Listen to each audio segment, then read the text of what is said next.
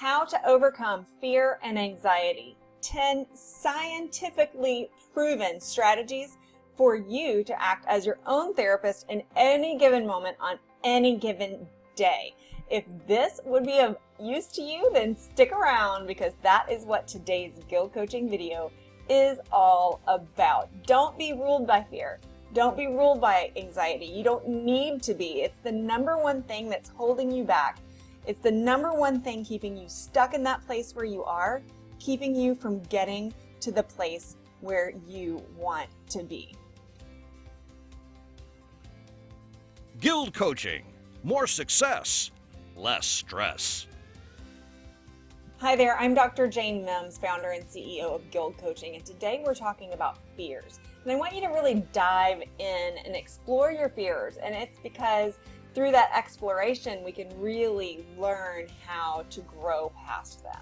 Usually we'll avoid thinking about our fears or diving in because, let's just face it, it doesn't feel good. But that really is the first step in not having to feel those things ever again. There's a method that I practice with my clients called Inner Freedom. And if you go to the video description, you'll find a link to download just a one-page explanation of what that is. So go do that, check that out. And if you really want to explore that with me, then I'm happy to have a complimentary session with you if you are serious about overcoming your fears. But before you do that, I want you to get these 10 medically, scientifically proven ways for you to overcome your fears. If you're ready, here is point number 1. First, you've got to take a timeout. And this is not a permanent timeout. This is not a hall pass for you to, turn on Lifetime and disappear into a movie for the next hour and a half to 2 hours of your life. No, this is just a timeout for you to breathe and think clearly. When you're flooded with fear or anxiety, this is a real thing. Anxiety disorder is a real medical diagnosis, and you've got to take it seriously. Any anxiety is a real medical occurrence, and so you have to slow down. Anxiety is a sign that you are overwhelmed, and so the way to get out of that overwhelmed is simply take a time out. The first thing to do is just this, and that allows your whole body just to chill. You can distract yourself from that worry with 15 minutes of go for a walk, have a cup of tea, go take a salt bath. There's a lot of different things that you can do for just a quick time out. Do some yoga, stretching. Sometimes I'll just walk outside and I'll take some deep breaths and I'll practice some active gratitude. Figure out what will really speak to your soul as a time out activity and then do that. The whole point of that is that you're slowing down. The second point that is medically, scientifically proven to help you release your fears and get over this anxiety is simply to breathe. That's part of the point of that timeout. And I even said that when I was describing what a timeout was for you. So most people, though, we've forgotten how to breathe. When you're a baby, if you watch a baby breathe, just a little baby laying down, you'll see their tummy going up and down. You won't see their chest going up and down. But as an adult, somewhere along the line, we forgot how to breathe. So if you tell an adult to take a deep breath, you'll probably see them do this. Just watch my hands. It goes up. Okay, this is not where you need to be breathing. You need to be breathing way down here in your diaphragm. So I want you, point number 2, to learn how to take deep, slow breaths. Now, there is a breathing exercise that I have done, and I have put the link to that video down in the video description here. So if you do want to really learn how to do deep breathing properly, please go to that and check that out. In the meantime, I'll guide you through just a little tiny one here. Okay, here's how I want you to breathe. First, most of our tension is stuck in this area. I want you to roll your shoulders, roll your head around. Then, through your nose, breathe and visualize the breath going all the way down into your stomach. Breathe in slowly. Hold it. when it's in there, try to contract your pelvic floor and pull your navel back to the spine just to kind of hug the breath that's in there, and then slowly, slowly, slowly through your nose, let it out. Let's do that one more time together right now, just so you can get it. In through your nose. Hold it. And out. It just feels good. When you breathe, it helps to lower your fight or flight mechanism that's going on. It helps to reduce all of those anxiety hormones that are flooding your brain, helping to cause that overwhelm, that sense of panic. And so you're increasing your serotonin level, you're reducing your cortisol level, and it just feels good. It helps all of your muscles relax. So number 2, breathe. Now that you're all relaxed from taking your time out, from taking your deep breaths, it is time for you to get out your journal, get out a pen, and I want you to name your fear. Name your worry. Avoiding your fears only makes them scarier. So whatever you fear or whatever is making you worry or anxious or stressed out, if you face it, if you name it, then it doesn't seem quite so big and insurmountable. Think about it like this. You're a little kid and you believe that there's a monster in your bed, in your closet or under your bed. Well, that monster is really scary. In your brain, it might have fangs, it might have claws, its name might be Killer. But what did I just say? Might. You don't know, and that's why it's so scary. It's because you don't know if it has fangs. You don't know if it has claws. You don't know if its name is Killer.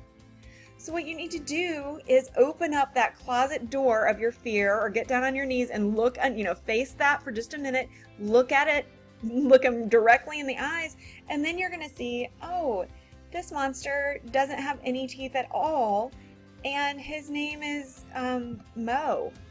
Something that's just not scary at all. Naming your fear, naming your worry is so powerful.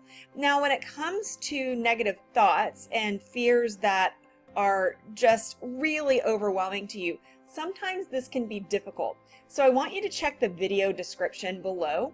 I have a tool that is aimed and purposed at helping you elevate your thoughts by pinpointing where your thoughts are right now, and then figuring out what level you are capable of elevating them to at this moment of your life. So check that out as well.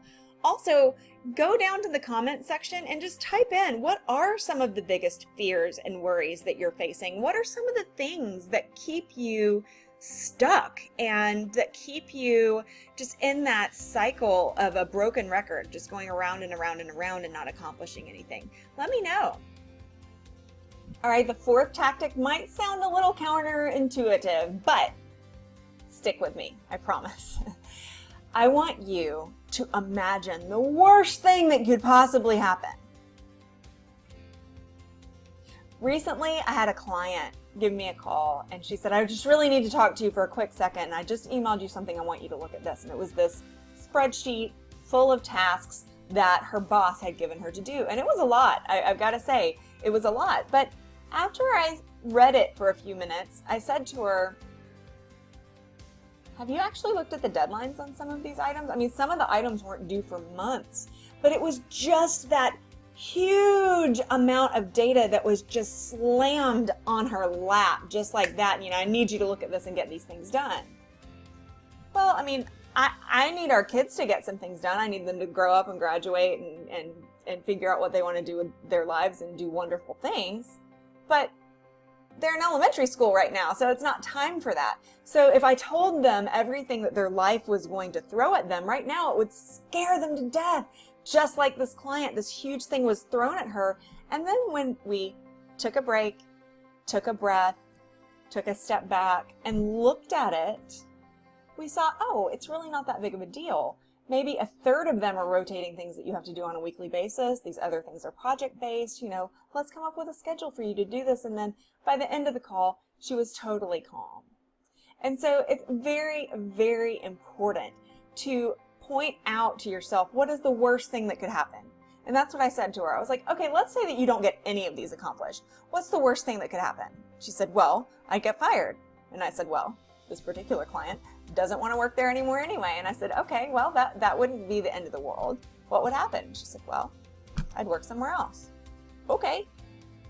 What if you get half of them done and the other ones you're not able to do? Well, I mean, I might have to ask for help. Okay. It's not that big of a deal. Usually the things that worry us, just like that monster under our bed, they're smaller than we think that they are. They're not as terrible as we think that they're going to be. And there is help for you almost around every single turn. Don't forget that either. You also need to keep in mind there's evidence all around you that the thing that you're fearing is not so terribly bad. I remember when I was in my first marriage, it was highly abusive emotionally and physically. I had an infant. I feared what my life would look like if there was divorce or on the other side of divorce, and I was scared. And what I needed to do in that moment is, ask what's the worst thing that could happen. I wasn't going to be homeless. I wasn't going to not be able to feed my child. So I asked myself, what's the worst thing that could happen? Well, having to deal with a whole bunch of stuff that I don't know how to do yet. How to do this by myself, how to do this by myself, how to be single again. And so by asking myself what's the worst thing that could happen and then looking at evidence, do I see other women, other single moms succeeding in this society without a husband? Do I see that happening? Absolutely. And so look around yourself for evidence, because the evidence that's around you can really help bolster your self-confidence. I promise if somebody else can do it, so can you. That evidence is very, very powerful. Almost as powerful as the next point, which is perfection. You have got to break up with perfection. One of the things that cripples us the most when it comes to fear and anxiety is not doing something or accomplishing something. It's the fear that when we do something, it won't be good enough. I had a client email me yesterday and said, oh, there's a glitch in this video of yours. And you know what? I already knew that there was a glitch in that video. It happened in post-production. If we were going to re-record the whole video, I would have to go back and start over. It takes a whole lot of time. And so you know what? I learned to live with it. It's right here on this YouTube channel and it's gonna stay there because it would just take too much time to create a little tiny thing that really doesn't matter. It doesn't really detract from the overall quality of what I am giving to you. And so, nobody's perfect. And so you've got to remember that. Nobody's perfect and nobody includes you. The seventh scientifically proven way to overcome fear, anxiety, and stress is to utilize positive affirmations and visualization. Right here on this YouTube channel, there is a playlist for affirmations. You have several affirmations to choose from, and that's actually where the glitch exists. See if you can find it. Spend 10 minutes in positive affirmations. If you don't believe the affirmations that are on that recording, give me a week or two. You'll start to believe them. It's the repetition that's key. Use those positive affirmations if you're in a place where you can't get your mindset elevated enough to think of positive visualizations. But once you are there, then spend some time just in your own thoughts. 1, 3, 5 minutes of positive visualization.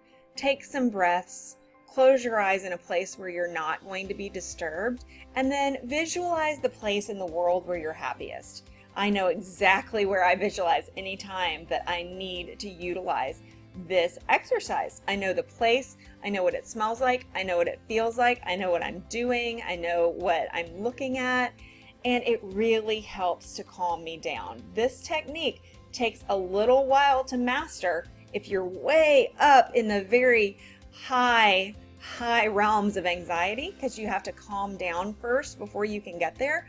But that is where those positive affirmations come in. So check out that playlist. It can help you out a lot. I think you're going to like number 8 and number 9 a whole lot. Number 8 is go back to the basics, and number 9 is reward yourself. Let's start with number 8. Go back to the basics. What I mean here is don't get into behaviors that aren't feeding your higher self. When you're in a state of anxiety, when you're crippled by fear, that's not the time to run to the kitchen and go for the sugary or the salty snacks. That's not the time to go grab an alcoholic beverage or go gamble or go do any other behavior that for you is a negative behavior. Not saying that alcohol is bad, not saying that sugar, that salt, that gambling's bad. If you feel as though it is a negative behavior for you, that's exactly the thing that you need to stay away from at that time. Go back to the basics. Don't underestimate the quality and what the gift of a good night's sleep can bring to you. Don't underestimate the effects of a good conversation with a dear, dear friend, or just snuggling with your loved ones. Don't underestimate the power of a really warm salt bath. I love that. That's one of my go-tos when I need to just go back to my basics. And that leads right into number 9, which is reward yourself. I love that. That's one of my rewards. I love going to get manicures and pedicures, different things of that nature. Go for a long walk or a long bike ride, or just allow myself to have a night out with my girlfriends and just really enjoy those friendships. Going back to the basics and then using some of those basics as rewards are really, really transformative. Now, number 10. You ready? Hear me through on this one. The 10th way that you can combat your fears and lower your anxieties is by talking. Now, I don't want you to get all wrapped up in talking about all the negative stuff, but when you talk to someone who has the expertise to help guide you to a higher mindset, it is transformative. GILD Coaching and I help people to do just that. If you need someone to talk to who can help you release your fears, lower your anxieties, get over the stress in your life, have a clear path, have that peaceful focus, and get the life that you want, please check out the video description, because I have put a link down there for you to grab a complimentary session with me directly, not another member of our team. This one is directly with me. I would really like to speak with you if you are ready to face your fears, if you're ready to let go of that anxiety, if you're ready to stop being stressed out and live your best life, and you are ready to take a commitment, to make a promise to yourself that you're going to actually do this, to say that you're worth it, then please head down there, check out that link, and I cannot wait to talk with you. If this video has been of any use to you, please give me a thumbs up. And don't forget to hit that subscribe button and the little bell so that you know the next time that we drop a video meant to help you live a life with more success and lower stress. See you next time.